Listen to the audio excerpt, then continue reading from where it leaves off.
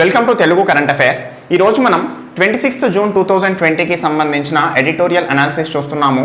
Banking రంగంలో సంస్కరణలు, సహకార బ్యాంకుల్ని పూర్తిగా ఆర్బీఐ పరిధిలోకి తెస్తూ ఆర్డినెన్స్ అనే టాపిక్ గురించి మాట్లాడుకుంటున్నాం.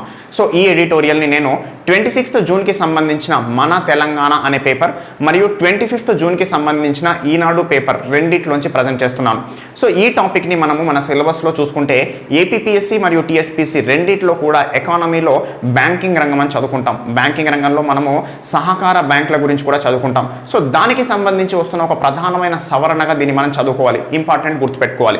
సో చూస్తే బ్యాంకింగ్ రంగం గురించి మనం మాట్లాడుకుంటే భారతదేశంలో ఈ బ్యాంకింగ్ రంగం అనేది భారతదేశ ఆర్థిక వ్యవస్థకు ఒక ప్రధాన ఊతంగా ఉంది. ప్రజల నుంచి పొదుపులని సేకరిస్తూ ఆ పొదుపులని పెట్టుబడులుగా మారుస్తూ దేశ ఆర్థిక వ్యవస్థకు ప్రధానమైన ఒక పాజిటివ్ ఇంపాక్ట్ కలుగజేస్తుంది బ్యాంకింగ్ రంగం. అయితే ఈ బ్యాంకింగ్ రంగానికి భారతదేశంలో ఉన్న రెగ్యులేటర్ ఎవరు? Reserve bank of India. అంటే ఈ బ్యాంకింగ్ రంగం యొక్క నిర్వహణ, వాటి ఏర్పాటు అన్నీ కూడా రిజర్వ్ బ్యాంక్ ఆఫ్ ఇండియా సూచించిన విధంగానే జరుగుతాయి, ఆర్బీఐ చట్టం ప్రకారంగా జరుగుతాయి. అయితే గత కొంతకాలంగా బ్యాంకింగ్ రంగంలో కొన్ని ఉదంతాలు అనేవి మనం చూస్తున్నాం. పంజాబ్ నేషనల్ బ్యాంక్లో మెహుల్ చోక్సీ, నీరవ్ మోడీ ఉదంతం, ఈ యొక్క ఐసిఐసిఐ బ్యాంక్లో చందా కొచ్చర్ ఉదంతం, అదేవిధంగా ఇటీవల ఎస్ బ్యాంక్లో జరిగిన ఉదంతం. ఈ విధంగా కొన్ని ఉదంతాల వల్ల బ్యాంకింగ్ రంగంపై ప్రజలకి నమ్మకం అనేది తగ్గిపోతుంది. ఆ క్రమంలోనే ప్రభుత్వం ఇటీవల ఇంటర్వ్యూన్ అయ్యి ఈ బ్యాంకింగ్ రంగంపై ప్రజలకి నమ్మకాన్ని పెంచడానికి వివిధ చర్యల్ని చేపట్టింది. అదే క్రమంలో భారతదేశంలో కమర్షియల్ బ్యాంకులు ఒక సైడ్గా ఉంటే సహకార రంగ బ్యాంకులు ఇంకో సైడ్గా ఉన్నాయి. సహకార రంగ బ్యాంకులు ఏంటి? ఈ యొక్క బ్యాంకింగ్ రంగానికి రెగ్యులేటర్ ఆర్బీఐ చట్టం ప్రకారంగా ఏర్పడతాయని చెప్పాం కదా. అదేవిధంగా ఈ సహకార బ్యాంకులకు సంబంధించి చూస్తే సహకార బ్యాంకులకి సహకార బ్యాంకుల చట్టం ప్రకారంగా ఏర్పాటు చేయబడతాయి. ఈ సహకార బ్యాంకులకి సంబంధించి పూర్తి రెగ్యులేషన్ అనేది ఆర్బీఐకి ఉండదు.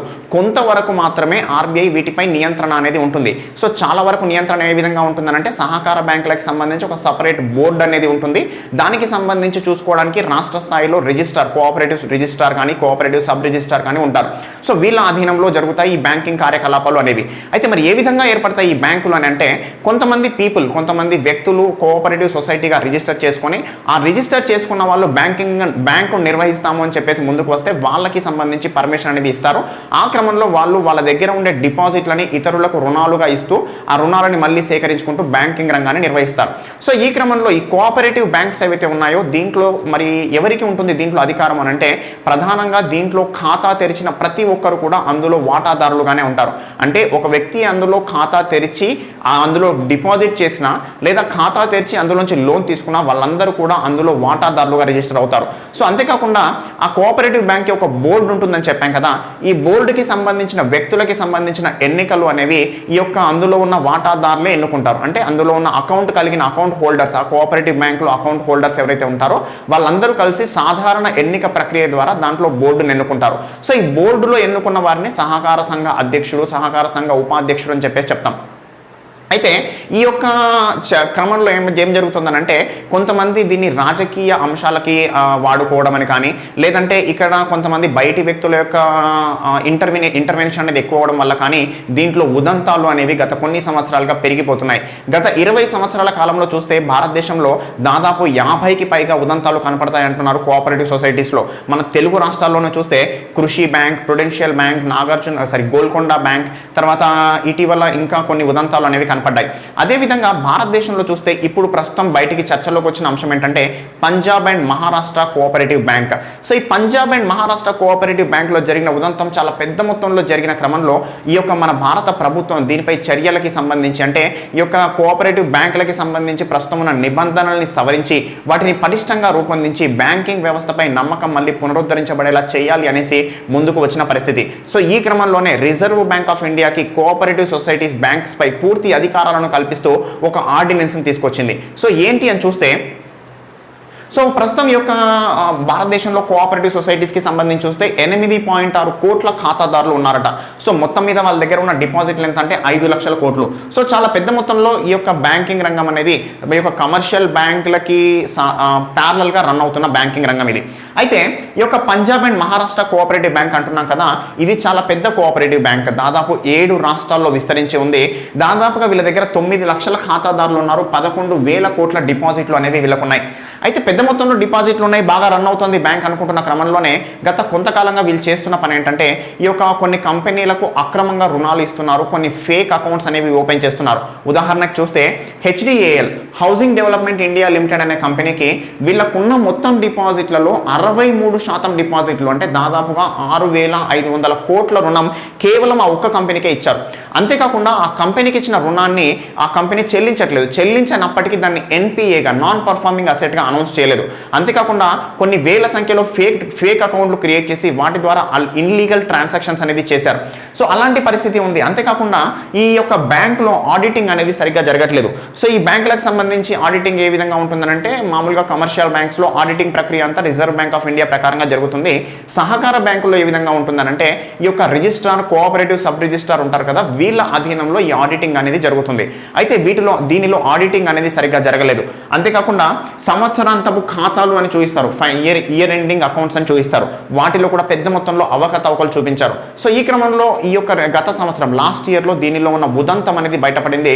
పెద్ద మొత్తంలో ఈ బ్యాంక్ అనేది అప్పుల్లో మునిగిపోయింది అనేసి బయటకు వచ్చింది. సో ఆ క్రమంలో ప్రభుత్వం దీనిపై ఇంటర్వ్యూన్ అవ్వాల్సిన అవసరం అనేది ఏర్పడింది. అయితే 2020-21 బడ్జెట్లో భారత ప్రభుత్వం ఒక చిన్న సవరణ తీసుకొచ్చింది. ఏంటంటే బ్యాంకింగ్ రంగానికి సంబంధించి ఏదైనా బ్యాంక్ అనేది అప్పుల్లో కూరుకుపోయి మూతపడిన పరిస్థితుల్లో అందులో అకౌంట్ హోల్డర్స్ ఎవరైతే ఉంటారో వాళ్ళకి సంబంధించి అంతవరకు కేవలం 1 లక్ష రూపాయల ఇన్సూరెన్స్ ఉండేది. కానీ బడ్జెట్లో దాన్ని ఏం చేశారంటే 5 లక్షలకి పెంచిన పరిస్థితి. అయితే ఆ 5 లక్షలకు పెంచిన అమౌంట్ ఏదైతే ఉందో అది ఓన్లీ కమర్షియల్ బ్యాంక్స్కి వర్తిస్తుంది, ఈ సహకార బ్యాంకులకి వర్తించదు. సో దానికి ఇప్పటికీ ఇంకా 1 లక్ష రూపాయల వరకే ఈ యొక్క ఇన్సూరెన్స్ అనేది ఉండేది. సో ఆ క్రమంలో ఏంటంటే ఈ యొక్క పంజాబ్ అండ్ మహారాష్ట్ర కోఆపరేటివ్ బ్యాంక్లో పెద్ద మొత్తంలో ప్రజలు నిల్వలు చేసుకున్నారు. ఈ 11,000 కోట్ల రూపాయల డిపాజిట్లు అంటే దాదాపుగా అందరూ వాళ్ళ యొక్క డిపాజిట్లు అందులో సేవ్ చేసుకున్న అమౌంట్ అది. సో ఆ క్రమంలో వాళ్ళందరూ కూడా పెద్ద మొత్తంలో నష్టపోతున్నారు ఈరోజు. ఎందుకంటే వాళ్ళందరూ వాటాదారులు, ఈ యొక్క బ్యాంక్ అనేది నష్టపోయింది కాబట్టి వాళ్ళందరూ నష్టపోతారు. సో అలాంటి పరిస్థితుల్లో ప్రజలకి ఈ బ్యాంకింగ్ రంగంపై రోజు రోజుకి ఈ యొక్క నమ్మకం తగ్గిపోతున్న క్రమంలోనే దీనికి ఒక సవరణ చేయాలి, ఈ యొక్క ఇలాంటి ఉదంతాలు మళ్ళీ పునరావృతం కాకుండా చూడాలి అనేసి ప్రభుత్వం ముందుకొచ్చింది. సో 2016-17 ఆ టైంలో ప్రభుత్వం కొన్ని కమిటీలు కూడా ఏర్పాటు చేసింది సహకార బ్యాంకులకి సంబంధించి. ఒక 2 కమిటీల పేర్లు మనం చూస్తే ఆర్ గాంధీ కమిటీ అని చెప్పేసి. ఈ ఆర్ గాంధీ కమిటీ వాళ్ళు చెప్పిన అంశం ఏంటంటే సహకార బ్యాంకులపై అధికారాలను RBIకి కట్టబెట్టాలి అని చెప్పేసి ఆర్ గాంధీ కమిటీ సూచన చేసింది. అదేవిధంగా మాలిగామ్ కమిటీ అని ఏర్పాటు చేశారు. వీళ్ళు చెప్పిన అంశం ఏంటంటే ప్రస్తుతం బోర్డు మెంబర్లని ఎలక్షన్ ద్వారా ఎన్నుకుంటున్నారు. ఎలక్షన్ ద్వారా ఎన్నుకోవడం వల్ల దాంట్లో సమస్యలు అనేవి పెరుగుతున్నాయి. సో ఎలక్షన్ ద్వారా కాకుండా వీళ్ళని నియామకం ద్వారా విద్య అర్హతల ఆధారంగా నియామకం ద్వారా చేపట్టాలి అని చెప్పేసి వీళ్ళు సజెస్ట్ చేశారు. సో ఈ విధంగా ఈ కమిటీలు ఇచ్చిన సూచనలన్నింటినీ పరిగణలోకి తీసుకొని ప్రభుత్వము బ్యాంకింగ్ రెగ్యులేషన్ యాక్ట్కి ఒక సవరణ చేస్తూ ఈ సహకార బ్యాంకుల్ని కూడా ఈ బ్యాంకింగ్ రెగ్యులేషన్ యాక్ట్ కిందకి తీసుకొస్తోంది. సో ప్రధానంగా దీని ద్వారా వచ్చే ముఖ్యమైన అంశాలు ఏంటి అని చూస్తే ఈ యొక్క ప్రస్తుతం ఉన్న బ్యాంకుకి సంబంధించిన బోర్డు అనేది ఇక ఉండదు, బోర్డు అనేది రద్దు అయిపోతుంది. సో దాని స్థానంలో ఒక CEOని నియమిస్తారు. CEOని నియమించే బాధ్యత రిజర్వ్ బ్యాంక్ ఆఫ్ ఇండియా తీసుకుంటుంది. So reserve bank of India ఒక CEOని నియమిస్తుంది. అదేవిధంగా ఆడిట్కి సంబంధించిన అంశం ఇంతవరకు రిజిస్ట్రార్, కోఆపరేటివ్ సబ్ రిజిస్ట్రార్ వాళ్ళ అధీనంలో జరిగేది అని చెప్పాం. సో ఇప్పటి నుంచి ఆ ఆడిట్ అనేది పూర్తిగా రిజర్వ్ బ్యాంక్ ఆఫ్ ఇండియా నిబంధనలకి అనుగుణంగా జరుగుతుంది. దానివల్ల ఈ బ్యాంకుల్లో పారదర్శకత అనేది పెరుగుతుంది, జవాబుదారీతనం అనేది పెరుగుతుంది అని చెప్తున్నారు. అంతేకాకుండా ఇందాక మనం చెప్పుకున్నట్టుగా కమర్షియల్ బ్యాంకుల్లో యొక్క అకౌంట్ హోల్డర్స్కి 5 లక్షల రూపాయల ఇన్సూరెన్స్ అంటే వాళ్ళ ఖాతాల్లో ఉన్న డబ్బుకి 5 లక్షల రూపాయల వరకు ఇన్సూరెన్స్ ఉంటుంది అని చెప్తున్నాం. సో ఆ ఖాతాల్లో ఉన్న డబ్బుకి సంబంధించిన ఇన్సూరెన్స్ కోఆపరేటివ్ బ్యాంక్స్కి 1 లక్ష రూపాయలే ఉండింది. సో దాన్ని ఇప్పుడు ఈ సవరణ ప్రకారంగా 5 లక్షలకి పెంచుతున్నారు. అంతేకాకుండా బ్యాంకుపై రెగ్యులేషన్ అనేది ఇక పూర్తిగా RBIకి ఉంటుంది. ఏదైనా అవకతవకలు జరిగాయి అని చెప్తే RBI డైరెక్ట్గా ఇంటర్వ్యూన్ అవ్వడానికి అవకాశం అనేది ఏర్పడుతుంది ఈ సవరణ ద్వారా. అంతేకాకుండా ఈ యొక్క రెగ్యులర్గా ఆడిట్ జరగడము, రెగ్యులర్గా ఈ యొక్క రిజర్వ్ బ్యాంక్ ఆఫ్ ఇండియా రెగ్యులేషన్లో ఉండడం వల్ల ఏమవుతుందంటే ఏవైనా అవకతవకలు జరిగితే వేగంగా గుర్తించగలిగే అవకాశం కూడా ఏర్పడుతుంది ఈ యొక్క రిజర్వ్ బ్యాంక్ ఆఫ్ ఇండియాకి నూతన సవరణ ద్వారా. సో దీని ద్వారా ఏంటంటే ఈ కోఆపరేటివ్ బ్యాంక్స్లో ఇక నుంచి ఇలాంటి ఉదంతాలు అనేవి జరగకుండా కాపాడగలం, ప్రజలకి మళ్ళీ బ్యాంకింగ్ రంగంపై మళ్ళీ ఈ నమ్మకం అనేది పెంచగలమని చెప్పేసి ఈ ప్రభుత్వం ఆశిస్తున్న పరిస్థితి. సో ఈ యొక్క సవరణని కొద్దిగా గుర్తుపెట్టుకోవాలండి. పూర్తి స్థాయిలో చట్టం వచ్చిన తర్వాత అంటే ఇప్పుడు ఆర్డినెన్స్ రూపంలో తీసుకొస్తున్నారు, ఆర్డినెన్స్ తర్వాత దాన్ని మళ్ళీ పూర్తి స్థాయి చట్టంగా తీసుకొస్తారు. సో చట్టంగా తీసుకొచ్చిన తర్వాత పూర్తి స్థాయిలో ఏమేమి ఉన్నాయని దాంట్లో ఒకసారి మళ్ళీ చూద్దాం మనం. బట్ స్టిల్ ఇప్పుడైతే ఈ ఆర్డినెన్స్ రూపంలో వచ్చిందని మాత్రం జాగ్రత్తగా గుర్తుపెట్టుకోవాలి. సో ఇదండి ఈరోజు వచ్చిన ఎడిటోరియల్ అంశము. నెక్స్ట్ ఇంకో ఎడిటోరియల్తో మళ్ళీ కలుస్తాను. Thank you.